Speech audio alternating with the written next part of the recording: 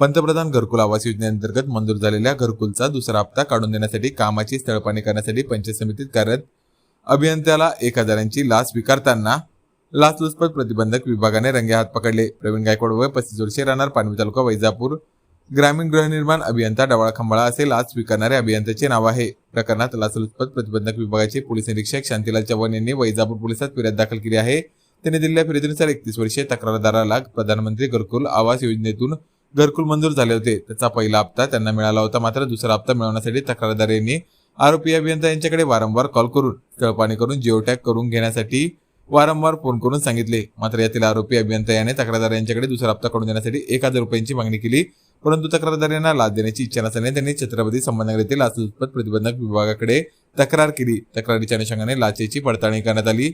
लाचेची पडताळणी झाल्यानंतर 75,000चे बिल काढण्यासाठी 1000 रुपयांची मागणी आरोपी प्रवीण गायकवाड यांनी केली। पडताळणीनंतर लाचलुचपत प्रतिबंधक विभागाने सोमवार तारीख 29 रोजी सापळा रचला।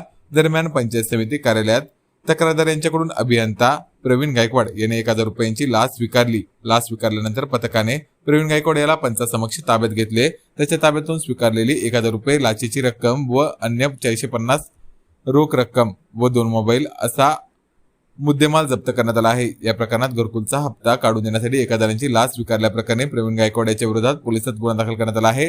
सदरची कारवाई ही लाचलुचपत प्रतिबंधक विभागाच्या पोलीस अधीक्षक माधुरी कांगणे, अप्पर पोलीस अधीक्षक शशिकांत सिंगारे, पोलीस उपाधीक्षक प्रशांत पवार यांच्या मार्गदर्शनाखाली सापळा अधिकारी निरीक्षक शांतीलाल चव्हाण, पोलीस हवालदार रवींद्र काळे, युवराज हिवाळे, अशोक नागरगोजे, चांगदेव बागुल, रामेश्वर ताटे यांच्या पथकाने केली आहे। प्रकरणाचा अधिक तपास निरीक्षक प्रतिभा अबुजिया करीत आहेत।